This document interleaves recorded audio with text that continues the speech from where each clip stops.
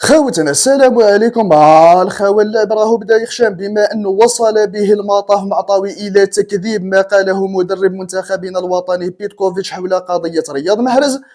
فهنا الامر يا خوتي بدا يخشان، والامر راهو اصبح خطير وخطر جدا، لانه ما بقيناش هنا نتكلموا على مجرد سوء تفاهم بين اللاعب والمدرب، ما بقيناش يا خوتي نتكلموا على مجرد انه احتمال وجود مشاكل شخصيه بين اللاعب والمدرب، وانما ولينا نتكلموا على امر اخطر من ذلك بكثير، وهو انه المتحكمين ولا الذين داروا القائمه هذه تتربص المنتخب الوطني الجزائري داروها بناء على تصفيه حسابات بين الاتحاديه الحاليه والاتحاديه السابقه، وبناء كذلك على هذاك التويت والله التغريده اللي دارها رياض محرز تضامنا بين قوسين مع جمال بالماضي على اعقاب اقالته والله استقالته، ولو انه الامر لا يتعلق بالتضامن يا خوتي.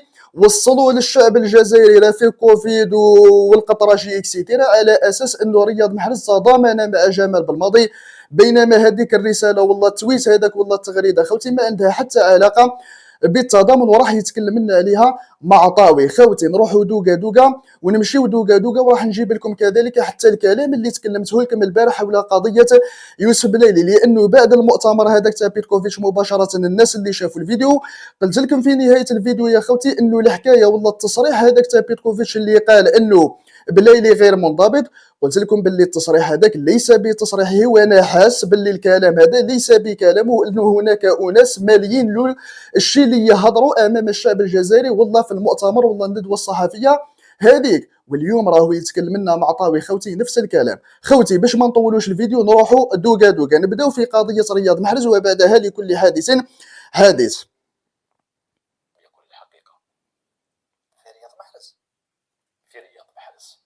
ما جرى بين رياض محرز دقيقة برك خوتي. افترق. عودة إلى محرز، سوف أقول لك شيء. بيتكوفيتش وأنا متخلق أقول لك لم يقل الحقيقة في رياض محرز. لم يقل الحقيقة، سي طادر يكذب. كي تقول لي انت يا الانسان الفلاني ما هضرش الحقيقة، سي طادر يكذب. ما جرى بين رياض محرز وبيتكوفيتش افترق الرجلان على ضرورة الإبقاء على التواصل بينهما، وليس على ضرورة اتصال محرز ببيتكوفيتش لإعطاء رأيه في العودة إلى المنتخب الوطني. هذا أولا.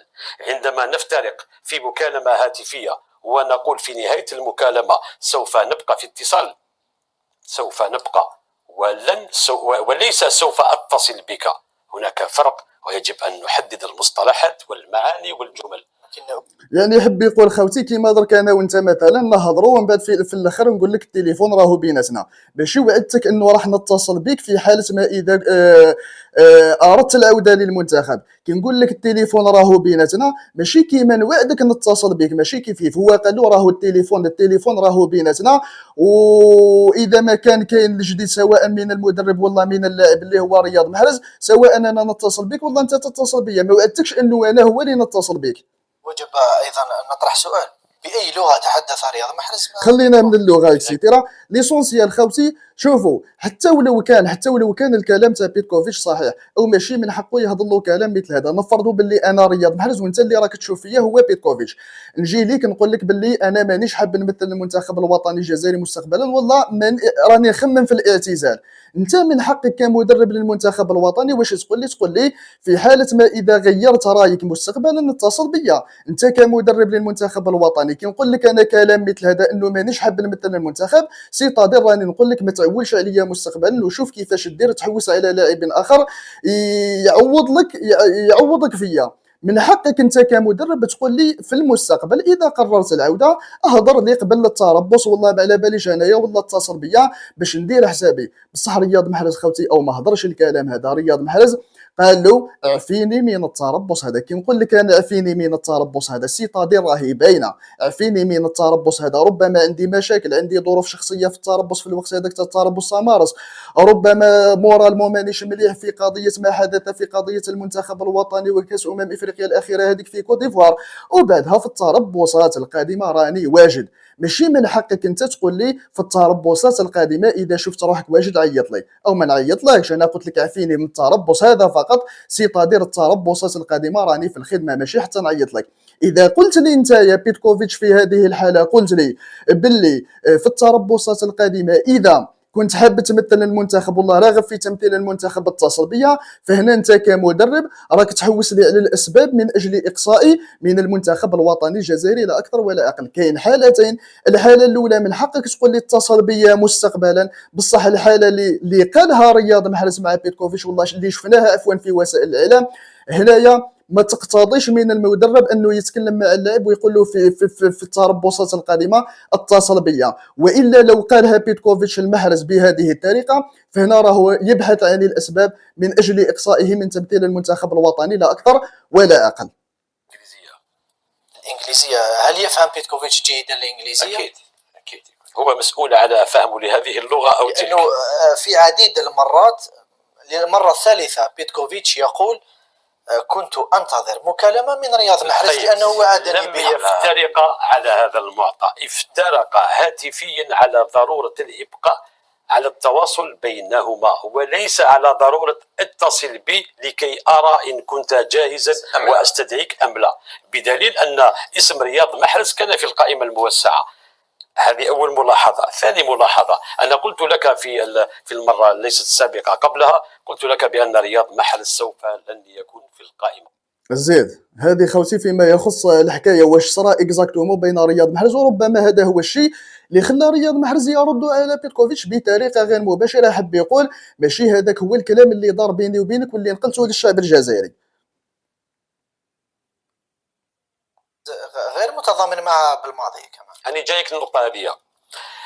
محرز وهو ينتظر في تلك الدعوة لم يكن يتصور بأن هناك من يتربص بمحرز الذي وضع ذلك التويت، ليس تضامنا مع الناخب الوطني لنفرق ولنقرأ الأمور وفق ما كتبت.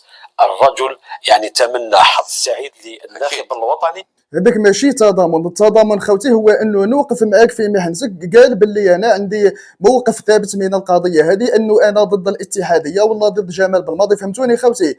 ولكن هذاك ماشي تضامن وانما رساله وداعيه، وهذه يديروها اغلبيه اللاعبين في حق اصدقائهم في عالم كره القدم والله في حق المدربين.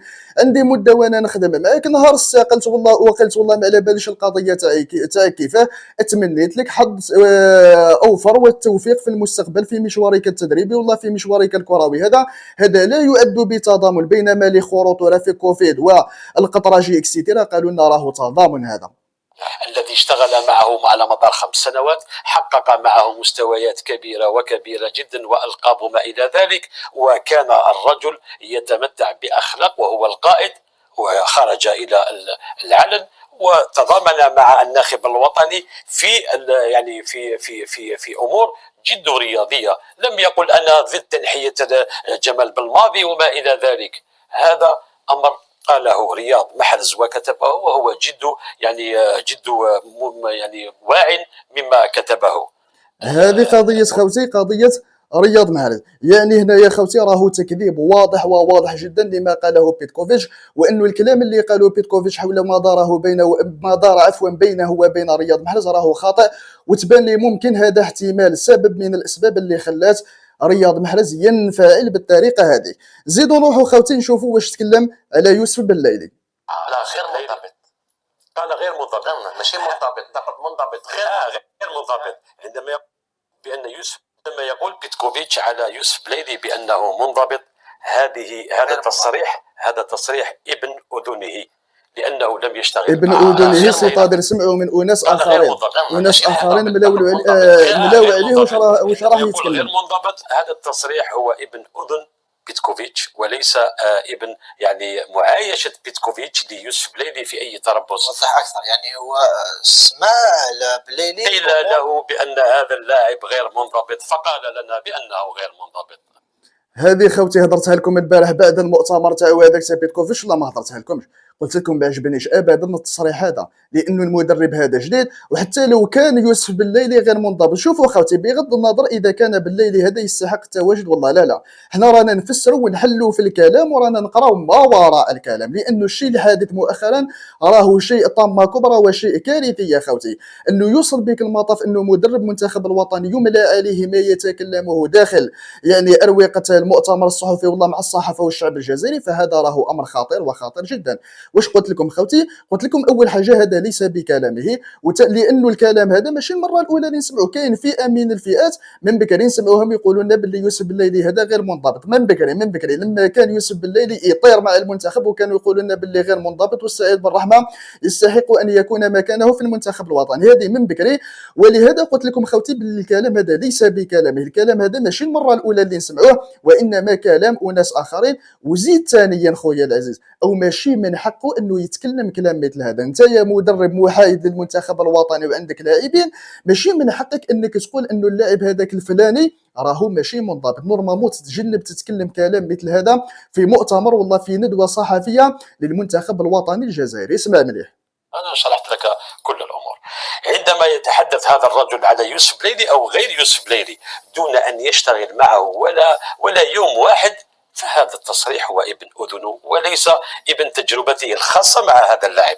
يعني أكثر من ذلك، تحدثنا نحن كإعلاميين وكمتابعين على أن يوسف بليلي غير منضبط، لكن مع من؟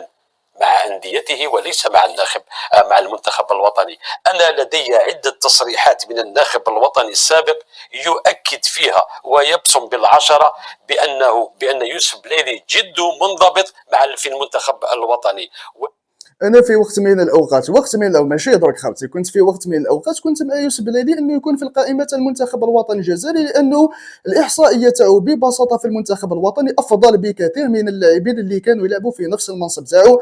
وقلت لكم خوتي هذيك قضيه الانضباط مع النادي وما انضباط، قلت لكم هذيك ما تهمنيش انا، واش يهمني نتائج اللاعب هذا واش راه يقدم مع المنتخب الوطني. اما الان خوتي لانه تراجع المستوى تاع بليلي مع المنتخب الوطني مؤخرا، ربما انا واحد من الناس وليت ممكن نشوف باللي كان لاعبين افضل من يوسف بالليلي، وما مع ذلك ما زلت مقتنع باللي ممكن يكون عنده مكان في المنتخب الوطني الجزائري. هي احتواها الناخب الوطني السابق وذهب الى الامام ولم يتوقف عندها ولم يفضح هؤلاء امام الملأ. بيتكوفيتش ليس من هذه الطينه، يفضح اللاعبين واكثر من ذلك يقوم باحكام غير منطقيه. لا تتحدث على يوسف بليلي وتقول بانه غير منضبط وانت لم تشتغل معه اصلا. يفضح في اللاعبين، ما عندوش طريقه حمايه اللاعبين كما كان جمال بالماضي بكري، حتى ولو كان يعطوا له اسئله صحيحه انه يوسف بليلي غير منضبط، بصح كاش نهار شفتوا جمال بالماضي قال انه يوسف بليلي غير منضبط؟ جامي. كاش نهار شفتوا انه جمال بالماضي قال لك انه اللاعب الفلاني ما على باليش انايا ما قدمش اداء كبير في نهايه الموسم كما تكلم على شيبي؟ جامي. هذا وكانه قاعد يفضح باللاعبين. كاش نهار شفتوا مثلا حتى ولو كان مثلا في قضيه ابراهيمي، كاش نهار هضره ماشي مليحه على ياسين ابراهيمي، يا اخي في الاخير قال لكم روحوا سقسيو ياسين ابراهيمي، هذا ما حبش يقول انه ياسين ابراهيمي هو اللي ما جاش للمنتخب الوطني، قال لكم روحوا سقسيوه ونشوفوا واش يتكلم لكم ياسين ابراهيمي. جامي فضح اللاعبين حتى ولو كان عنده مشاكل شخصيه معهم بين قوسين كما كانوا يقولون لخروطه في قضيه ياسين ابراهيمي، وجامي يفضح اللاعبين، بينما هذا المدرب خارجها ديريكتومون يفضح في اللاعبين من اجل تشويه سمعه اللاعبين، ما حبهمش هو والله ما حابينهمش الناس اللي يتحكموا فيه لتمثيل المنتخب الوطني الجزائري. من اين لك هذا؟ من اين لك هذه الشهاده وهذا التصريح وهذا التقييم؟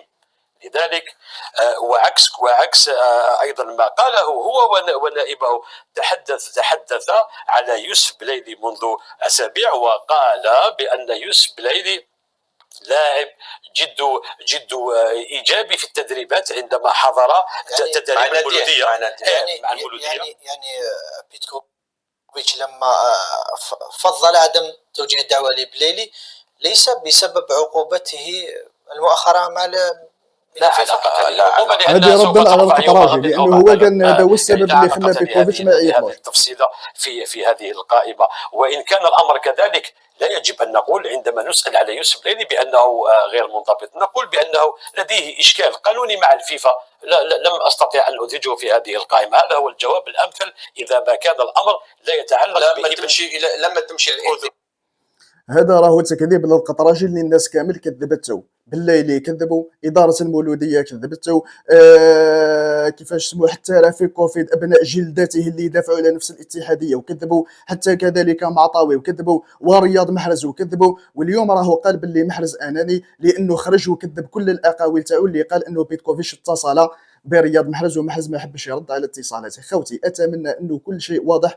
وعلى بالي باللي كل شيء واضح، ولكنها لا تعمل ابصار ولكنها تعمل قلوب التي في الصدور. وين رايحين بين الاتحاديه هذه؟ اتمنى خوتي ان الرساله قد وصلت. السلام عليكم ورحمه الله تعالى وبركاته.